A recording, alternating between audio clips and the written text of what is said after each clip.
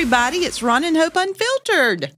Real, raw, relevant. Say it again. Ron and Hope Unfiltered. Real, raw, relevant. And we got the mugs to prove it. Yes, we do. We have Cheers. we have gone to the next level. We have. When you got mugs with your We little are so podcast official. program. Oh my goodness. And they can be yours for the low price of your donation to the ministry of $10,000. Look, can they really? The one that I actually sipped Do we out have of? these available? We don't have these available. It's just ours, isn't it?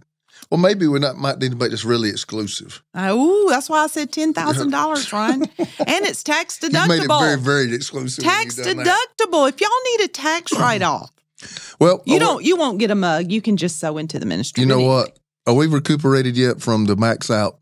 Honey. It's amazing. We never recuperate. It's amazing.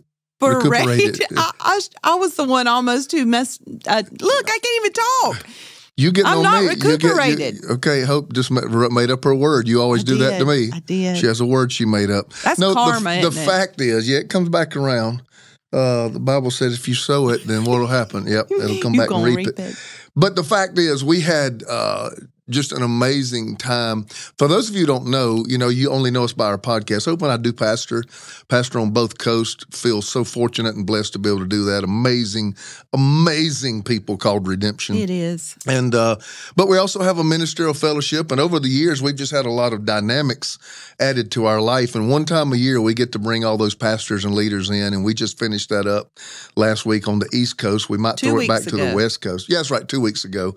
And the fact is, the hours are long and it's a lot of work, but man, how rewarding is it to change your life? And and that's a little bit about what we're wanting to do here today. Yeah, is we want to unlock something that'll change lives. Before I introduce, or I'll let you introduce our guest, how has your book changed your life? Wow, I mean, in many ways, spiritually, emotionally, because we overcome, by the blood of the Lamb and the word of our testimony. And that's what my book was about, is getting it out. And it's a testimony. And then how it's changed other people's lives. It's just crazy. But it has put me on platforms that I would have never been on before. Never been on, Put you in rooms with people that you never would have got to talk to. And not only that, but as your husband, somebody who lives with you every day, in the natural sense, we can talk about spiritual dynamics forever. In a natural sense, I have seen a focus come out of you since you had to really, it takes a tremendous amount of focus to really pour your heart and soul into a book, and a book that moves other people and empowers people. And since that time when you launched that effort, I saw just a dialing in on your part that began to happen in so many other areas of your life. It's true. Your book did better than mine. The fact is, I've always said I can say it. What? Your book did a lot better than mine, actually. But you know what? Let me stop you right there. Your book was launched in 2010. And that our platform was way smaller back in 2010. And we needed who we're getting ready to introduce back in 2010. Yes, we did. I think we need to relaunch your book because your book is so powerful, Ron. I've often thought about that. It is such a powerful book. Me being an author, that name was not out there. So it was 2010.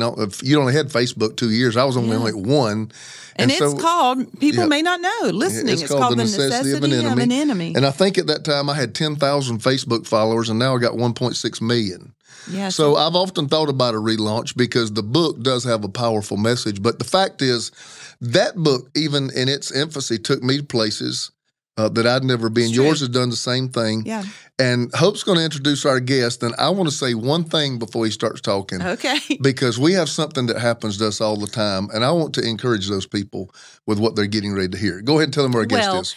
This guy right here, Chandler Bolt, I get kind of sentimental when I have guests on our podcast. Their whole family is very meaningful to us. Yes, very meaningful. They were a part of Redemption for many years. And another little country boy around the corner, actually, a country boy living Country boy gone city, Yes, gone city. I mean, gone galactic. And so it just makes me so proud, almost like motherly proud, to have guests on our programs and to see them doing well. Yeah, to see them doing well. And Chandler owns and is the mastermind behind an organization, a business called Self-Publishing School, and just done. I won't tell all the dynamics of it because he can do it better than me. But he's just published his book called Published, and doing so well in airports all over, in places, bookstores. Bookstores. Just a genius at doing what he's doing. So we wanted to have him on today to help people figure out how to publish their story. And here's why. Everywhere I go, and I mean it without fail, and it doesn't just have to be a conference or preaching. It can be literally checking out food at the line and they recognize who I am. And people say, I have a book. Yeah. I have a book. Let me tell you something. Before you dial out of this podcast and say, okay, that's for book writers. I'm not going to ever write a book, so I'm going to go do this. Hang in here, because everybody has a story. Yeah. Everybody has something to say. Everybody has something to contribute. Everybody has lessons learned. But there was a day where if you didn't have a certain type of name and didn't have a marketing machine behind you, you had no chance of ever getting a book published. The person that we're getting ready to bring to you has changed the game, where everybody now can have a voice and can have a book printed and go through this school, and he walks you hand in hand in how to make that happen. And it's reasonable. It's very reasonable. And not only that, but it's also someone whose character I can vouch for, because he's always been very generous to the ministry and the things we've done. So the generosity of this man and his desire to make other people's life better is extremely encouraging. Chandler, man, we're so glad to have you. And he's got a big old pretty smile. He smiles. The best smile. He gets the greatest smile award. Exactly. And you know what? You were up in the Bay Area with us for a while, but you done moved down to L.A. Are you still there? No, he moved. You're not there anymore? I'm in Austin, Texas now. Austin. Okay. It worked out so great. I mean, obviously going to Redemption Greenville so long we growing up in Walhalla, an hour away, and we'd drive an hour one way each way to go to Redemption Greenville. Yeah. And then when I was living in San Francisco, you guys came to the Bay Area, and it just worked out. It's kind of similar, about a little over an hour to be able to at least come every now and then. But now I'm in Austin, Texas. I guess we got to put a campus there. It's a sign. Let's do it. It's a sign. It's a sign. East, west, and middle. That's right. You know what? I kind of want to get out of your way, because I don't want to show how ignorant I am of your world. But I do love people that change the game. Yeah. I wanted my church to come into cities and change the game. And I think in your world, you've done that. And I want you to just grab our audience with a little bit of what you do and how it can help them, because I do believe there's a lot of people that may not have a well-known name, but they got something to say. And so just talk to us about your business and how you got here. Yeah, well, I mean, I love the question that you asked, Hope, a second ago, Ron, which was, how did your life change when you published your book? Because we believe that books change lives. Yeah. They change the lives of authors, and they change the lives of readers. Yes. Right? And everyone listening to this right now most likely has had their life changed by a book. If not, you need to read more. Yeah, that's right. Maybe just read the Bible. Yeah, right. That'll help. That's a book that's changed a lot of people's life. But it changed the lives of authors and of readers. And so I think it's ever since, I mean, I think it was the first time that you and I ever met in person. I remember you saying, Ryan, is people come up to me all the time, ministry partners, and say, hey, I want to write a book. How do I do this? And so people listening right now, I think it's one of the best ways that you can kind of formalize what you know into this thing that will then go on to impact thousands, tens of thousands, maybe even millions of people, right? It's let you create leveraged impact through a book. And I know, maybe not everyone, but at least a pocket of people listening to this are, pastors, ministers, et cetera. You've already written a book. Right. Think about your best, most popular sermon series, 4-week series, 6-week series, 8-week series. That's a book. Yes, it is. You've already written it. And for the people who are like, hey, I'm not a writer, or I'm not a pastor. Well, you've got something that probably people come to you for advice on, or that you're known for, or that you're passionate about, that you could write on. And so that's kind of my mission, and our mission is to help make that process easier so that you can go from that sermon series or those ideas to book published, and then use that to make a bigger impact. So if let's say we got Sarah out there, and Sarah was once at one time extremely overweight, and she's gone through this journey of weight loss, and now she's turned into a fitness guru, and now, she has this journey of how she went through this life change and now she wants to turn around and help other people. And let's say she went online and she got a hold of your website. Mm-hmm. Tell me those steps. Yeah. So first step that most people take is they book a call with one of the publishing strategists on my team, totally free. And that's where we kind of walk people through, hey, what are your goals for your book? What are your challenges with your book? What are your next steps? Like, how do we go from inspiration to implementation with this book? Because that's the thing. For most people, it stops right there. I want to, I want to do it. And because they don't know how. To do it. Yeah. It's either I don't know how, I don't think I have the time, and a mixture of those, people don't get started. So that's what that call is all about. And then if people say, hey, I'm interested and I want to work with you guys at Self-Publishing School and selfpublishing.com, then we just plug them into the process. So we've got curriculum that we walk people through. We've got best-selling authors who are coaches who work one-on-one with our authors throughout the process.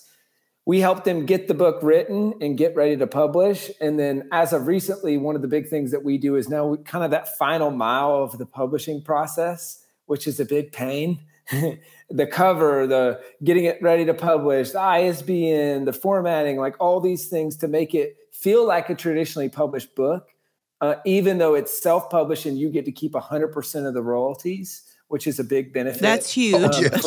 Yeah. And so that's our goal, is traditional published quality with all the benefits of self-published, which is keeping all the royalties, maintaining your IP, you maintain control of the process, and you don't have a publisher telling you what you say and cannot say, do and cannot do, or ways that you can promote it, that sort of thing. So that's like a big picture view of the process that we try to work with people on. Our goal is to help them actually get it done, to save them hundreds of hours in the process, to save them thousands of dollars in the process. And then really at the end, that they have a book that they're proud of, that they feel like is going to further the message that they have and impact more lives in the process. Absolutely. That's so good. I think also I was just thinking when you said, and you get to keep 100% of the profits. That's huge, because Ron's written a book, I've written a book, and it's been with publishing companies, and we have made them tons and tons of money. We have made them so much money over the years, and still have not gotten a royalty check. They're do this, Chandler, because when I tell you that people are ignorant of the process, I've always said ignorant don't mean stupid. Stupid is the inability to learn. Ignorant means I just don't know. And the fact is, even when I was writing my first book, I mean, I had to be extremely educated on this path and how it worked. I sure do love our sponsor, Skillshare. Skillshare. Why do we love them? They provide a platform to where you can basically learn a brand new skill or brush up on the skills that you already have. Skillshare. It's never too late to learn something new or to start building something that's truly yours. Skillshare covers about every topic imaginable, with expert-led classes on life, web development, graphic design, photography, public speaking, and so much more. Listen, I'm personally going to take this class called Personal Productivity. 5 exercises to make your big goal a reality with Kate Ahrens. Each Skillshare class is broken into bite-sized modules packed with actionable insights. I'm a firm believer that you should learn something new every single day, and this platform gives us that opportunity. Skillshare is affordable. Its classes are under 60 minutes. You can ask questions. You can be a part of a great community of learners. Turn your passion into payday today with Skillshare. Visit Skillshare.com/Ron and Hope today to get your first month free. Visit Skillshare.com/Ron and Hope today to get your first month free. What is the difference between you and a traditional publishing company deal? Yeah, great question. So traditional publishers, they're kind of like banks, where they give, the saying is like banks give money to people who don't need it. Right. Traditional publishers typically will give a publishing deal to people who don't need publishing deals because they can sell books, right? And so I look at it, not to jumble a bunch of analogies, but I look at it almost kind of you guys are in the Bay Area now, venture capitalists, right? Where they place bets, and one of them is going to be wildly successful. They call that a unicorn in Silicon Valley. And then the others are going to do okay. And then a bunch of them are going to fail, right? And so that's really the model of publishing, is they make all of their money off of the unicorns, right? Yeah. You guys sold a bunch of books. Right. You're funding all the losses of the books that didn't do so well. Now, the downside for authors is that either way, it's kind of a not great experience. And so either I published and it didn't go well, and I don't get to keep any of the royalties, or I published and it went really well, and all I got was maybe an advance. Right. So kind of, if just on a bumper sticker, like the pro cons of traditional publishing, self-publishing. Traditional publishing, they're going to take most of the royalties, most if not all. Let me say amen to that. Yes, hallelujah. Let me say amen to that. Go ahead. And then they might have access to expanded distribution, so bookstores and stuff. So that is one advantage.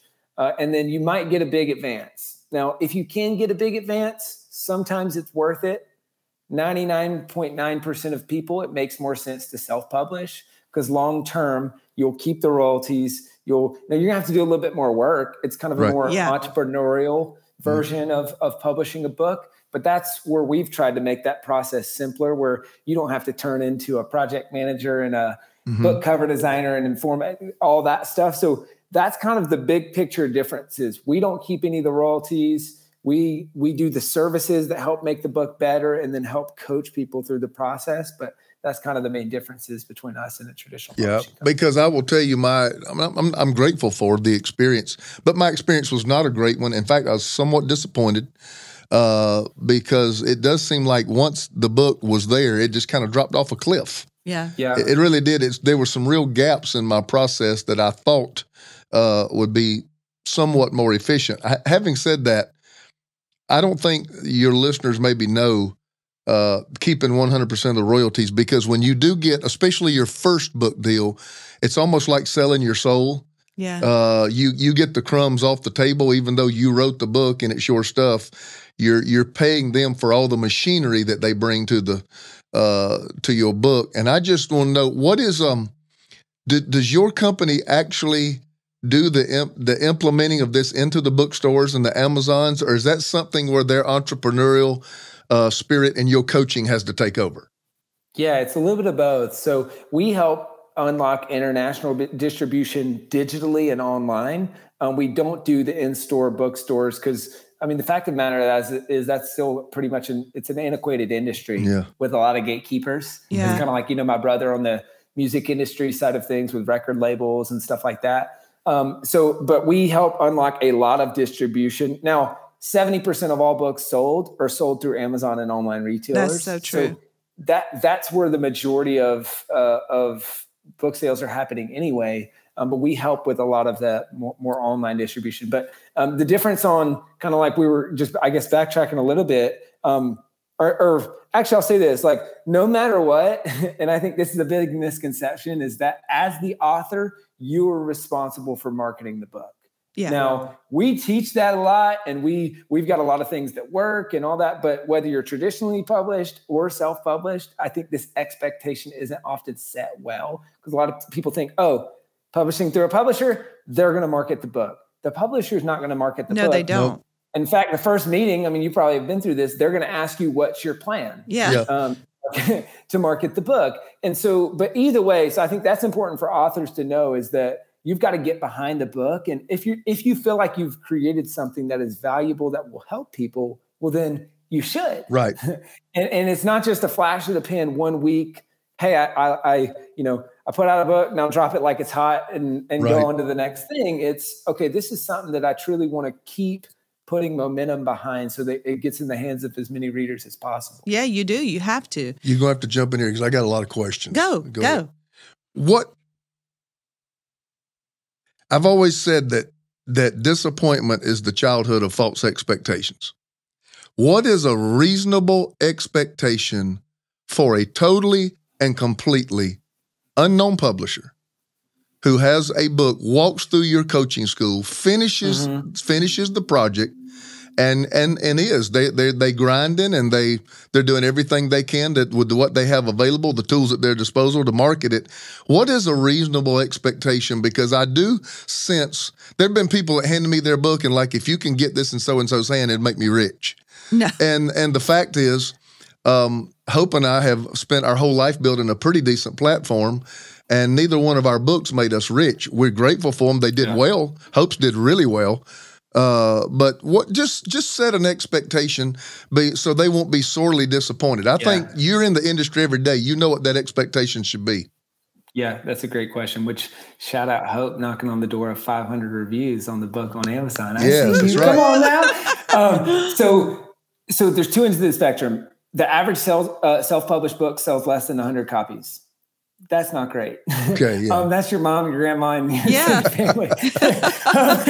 And then, a traditionally published book is typically deemed a success if it sells 10, 15,000 copies. Like that's kind of just a lower benchmark of, okay, that's a kind of a break even at about that point.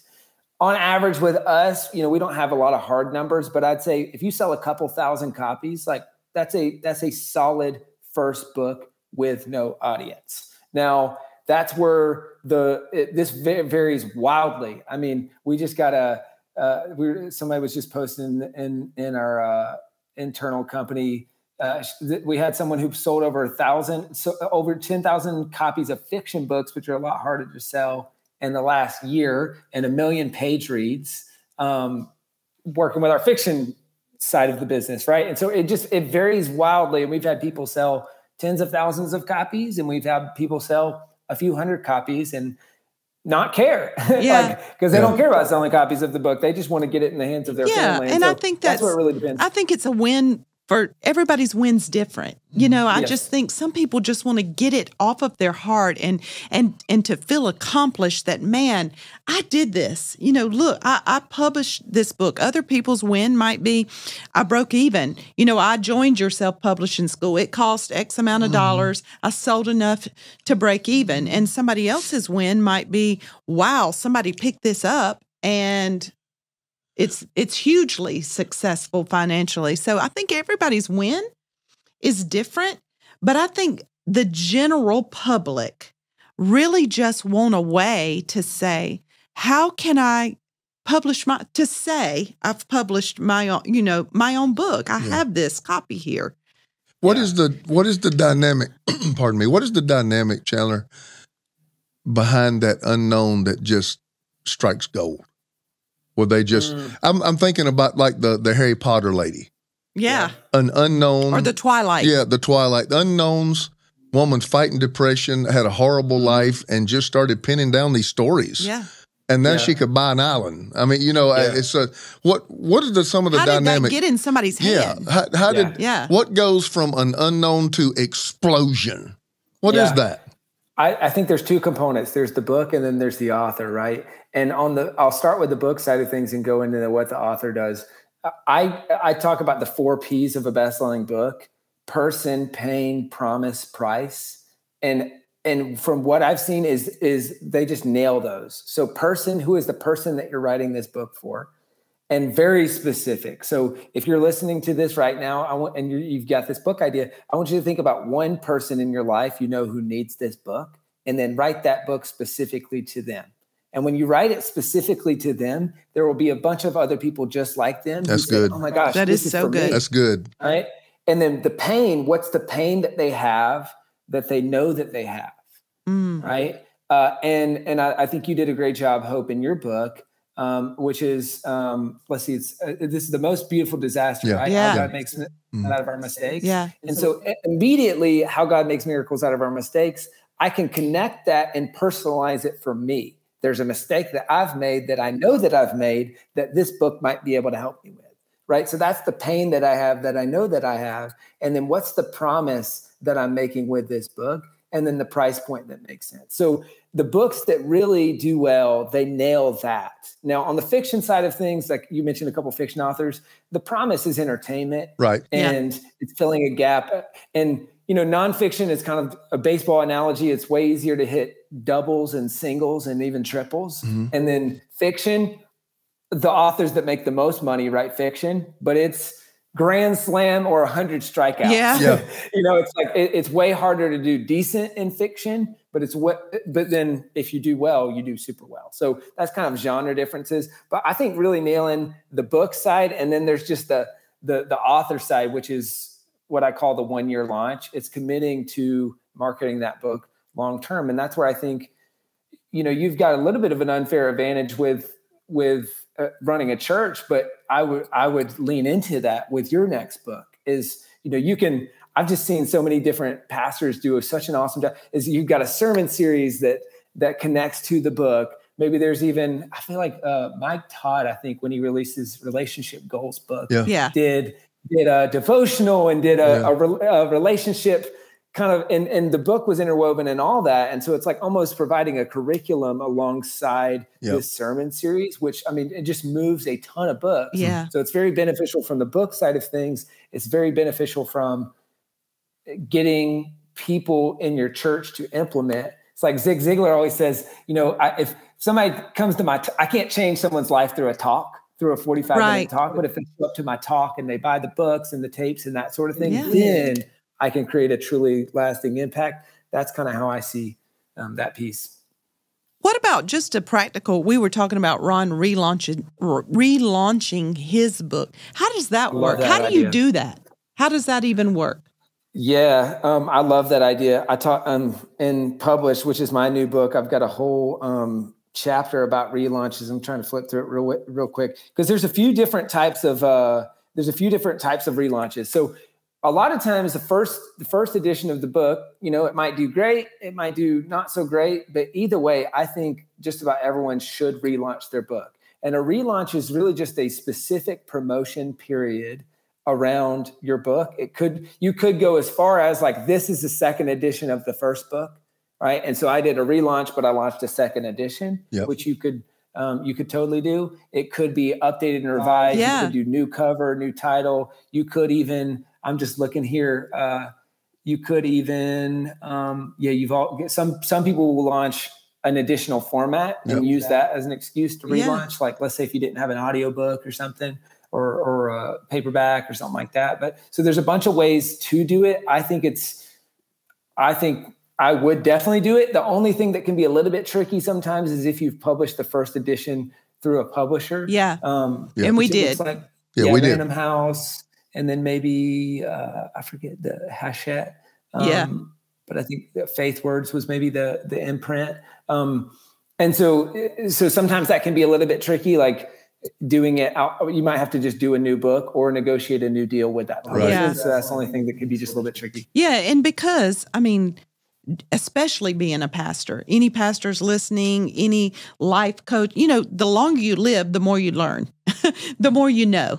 Hopefully. And hopefully. Yeah. And so I just feel like with Ron's, there would be so much new and fresh information, like 2.0, the name of his book, 2.0, more information, more chapters, whatever. But that's a great, so you do recommend people who have already published a book sometime or another in their life to relaunch. That's great. Yeah. All right. And it's just a matter of, do you relaunch or do you do the next book? Got it. I've always thought, Ryan, you should write a book on the kingdom. I know that's, you just have just preached on that so much. And I just remember that from being a kid. I'm like, oh man, I'm sure you've got 100 of those core concepts like that, where you can say, I've probably got 500 series I preached. I know. I'm not kidding. Probably he 500. needs to take a year off of preaching probably and sit down and write. So I got to pick and choose which one of these are going to go in print and not. I don't feel like a great writer. I feel like I say it better than I write it. But the fact is, I do know that the best way to get something to be a legacy is to put it on paper and to get it in print. And I certainly want everything I've said to outlast me. So I am starting to think along those lines. How can I do that? Tell us one of your best success stories. I mean, somebody that you helped, and I'm not talking about they went on to be a #1 New York Times bestseller, but somebody who you walked them through the process and you would kind of put their picture on the wall as, this is what our company's about right here. Yeah, I'd say there's probably two. There's one is a really successful memoir. It's called Redefining Normal. It's just Justin and Alexis Black. and they grew up in the foster adopt system. And that's what their book is about, is redefining normal. Wow. And found each other, got married. And it's about kind of giving hope to people who are growing up in the foster adopt system and saying, hey, this is our story. Now, memoirs don't sell well unless you're Matthew McConaughey or, and they have sold that book like crazy. It's gotten all these book awards. They're doing traveling, doing speaking, and inspiring people. So that's one fun example. Another one is 8-year-old Emma Sumner. What? So this is one of our youngest authors. Her dad worked with us and did a couple books. She saw that. She said, hey, Dad, I want to do that. And he said, okay, hey, go write 50 or 500 words and come back. It's just like a little roadblock. It's like, okay, this is probably a fleeting thing. She came back a few hours later and had those words written. And then they went, I think, every weekend to Panera Bread and worked on the book. And then she wrote this kid's book, and it made $4,000 in the first few months. Oh, wow. She donated all of that to autism awareness. Oh, my goodness. Through Autism Speaks. And then now she gets an allowance, which is really just royalty money from her books every month. That is and she's so done speaking, cool. like speaking at her school and all, and just thinking about the trajectory of that young woman, the confidence that's built, the life skills that have been built. I mean, I think she's maybe in 10th grade now. It's been years, maybe 9th grade or something. Man, yeah, there's no crazy. telling. That's crazy. It's crazy. There's no telling what she will go on to write. Is it a child's book? Yeah. It is? Yeah. It's called The Fairies of Waterfall Island. So it's a kid's book, and she's done awesome with it. Dang, I'm gonna read she that. went to speak at her school. What's that? He said, I'm going to read that. Dang, I'm going to read that one. Yeah, I need to talk to a fairy about right now. Anyway. Oh man! What other questions we got? Because I want to make sure that our hearers are getting everything they can. I'm sure the people listening are saying, okay, well, how much is this going to cost me? I knew. I was wondering if we were going to go there. What's the range? What is the range of somebody who wants to publish a book? They need to know what the investment will be. Yeah, great question. So we found it's, to publish a book successfully typically takes somewhere in the range of about 10 grand. Yeah. It's kind of the range that we look at. Now, our pricing anywhere between 6 grand to 12 grand, kind of in that range, depending on how much help people need, how much services they need, all that's what type of book they're writing, where they're at in the process. But that's the ballpark of what it costs to work with us. And then our goal is to save them thousands of dollars in the publishing process. It's all these things that you're going to have to spend money on anyway. Yes. Cover designer, formatter, right. ISBN, all this stuff. So save them a bunch of money, save them hundreds of hours worth of their time, yes, which is worth a lot of money. And then help them actually get the book done and then keep the royalties, which the upside piece, I mean, depending on how well you sell the book, that's where the ROI can really go crazy in terms of working with us, because we charge a one-time fee up front. That's amazing. And we're not sticking our hands in their pocket, taking royalties or anything like that. We're not even, we give them everything and we say, hey, here it is. This is yours. Go market this book. That's huge, Chandler. After being with, publishing a book, you've published a book. That's huge. Yeah, huge. I was just in there saying, for those of you who don't know this process, he's talking about one-time fee to get you where you need to be with this book. I want you to know, me and Hope will be paying our publishing company forever. Yeah. Forever. Talking about hands in the pockets. And our agent. Yeah, they got your hands in your pocket, and the agent's got the hands in the pocket. All these people. And like I said, by the time it gets through, you feel like you're catching crumbs from a table, even though it was the investment of your work and your life. Do you provide ghostwriters to people who may have a great story but are not a great writer? Yeah, great question. We don't. What I recommend instead, because ghostwriting, it can be extremely difficult. And, you can hire a good ghostwriter. There's companies and people out there for 20, 30, 50, some charge 100,000 plus for good ghostwriters. I mean, it's very expensive to get a good one. Now, in my experience, a lot of times what ends up happening is, when I read the rough draft of a book that I've written, I think, this sucks. I'm like, who wrote this? Now imagine if I paid 30 grand and I read a draft and it's not in it's really hard to do it right. And so what I recommend instead is, and this kind of goes back to, you were saying, hey, I've got 500 sermon series, so if you've got that 8 sermon series, Or if you've got, we talk about this, I talk about this in this book, is mind map, outline, rough draft, right? And mind map and outline. And then some people can speak that book one chapter at a time using the outline. But then, like in your case, Ron, when you've got let's call it a 6-week sermon series or 4-week sermon series, if that is the main theme of the book, well, you can start from there. Is you could say, all right, I want to write this book, and I'm going to start with a 6-week series. And that 6-week series, I'm going to preach it. And then now I'm going to use that and get that transcribed. And then I can do work as an editor to make it better. So I don't feel like I've got to go from scratch to just put words on the page in type form, but play to your strengths and then either write or speak, whichever one is your strength. Gotcha. That's so good. We've been on a little over a half hour, so I want to wrap it up. I want to know, is there anything about your life, your publishing company, what you do, that we've not asked you a question that's enabled you to say it yet? I want you to be able to tell our listeners, because I got a feeling we're hitting a broader community than maybe we even think, because it's just amazing to me how many people really feel like they have something that's just rich, but they think they'll never have a vehicle in which to get it out. So I want you to be able to take the floor and give your last comments to them, and just pump yourself and your business. Take this time to advertise yourself and let them know, hey guys, we can help you. Yeah. So we've published about 7,000 books over the last 7.5 years. And so it's 2-3 books a day. So we do this all day, every day. And our big goal is to publish 100,000 books by 2035. So we've made a lot of progress. We got a long way to go. And we'd love to help you with your book if you're interested. So kind of like Ron mentioned earlier, that first step, if you're interested, go book a call with my team. Totally free. We'll talk to you about your goals for your book, your challenges with your book, your next steps. Go to selfpublishing.com/apply. So selfpublishing.com/apply. And we'd love to help you with the book. There's never going to be a perfect time to do it. You're going to have to get started before you're ready. And you're going to have to make the time. And so that's what I would kind of leave with. And Ron and Hope, you guys have been such an inspiration to me over the years. And just a lot of this would not...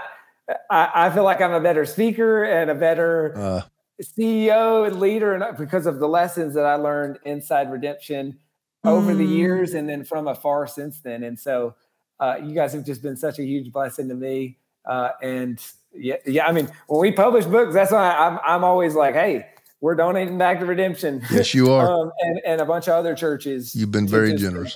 I mean, that's the impact that books creates, right? That books create is the impact on the life of readers, but then impact on the life of my employees, our customers, nonprofits, churches from the profits of the business. So yeah, that's so much good. I'm standing on your guys' shoulders. So much good. Well, I want to tell our listeners, if you are contemplating, praying about, it's on your heart to publish a book, I would not recommend any other place than with Chandler Bolt in Self-Publishing School, because he is a Christian, Spirit-filled believer, and he also he's huge. He's one of our largest givers. Very generous. Yeah, he's so generous. And so you need to bless what he's doing, because the blessing of God is clearly on it. How long have you been in business? Yeah, we launched in February 2015, so about 7.5 years wow. or so. Going on so proud of you. Man, we really are, and we speak blessings over you. This venture, and I'm sure there'll be many more, because you're an entrepreneur. This won't be the only thing you do. I know that. So we just know that God's going to bless your hands in everything that you endeavor to do. We appreciate so much you giving us your time. Maybe the next time we'll talk to you, it'll be about a relaunch. All right. Hey, man, appreciate your time. Thank you so much. And to all you guys out there that's been watching the podcast, blessings to you. We love you guys as well.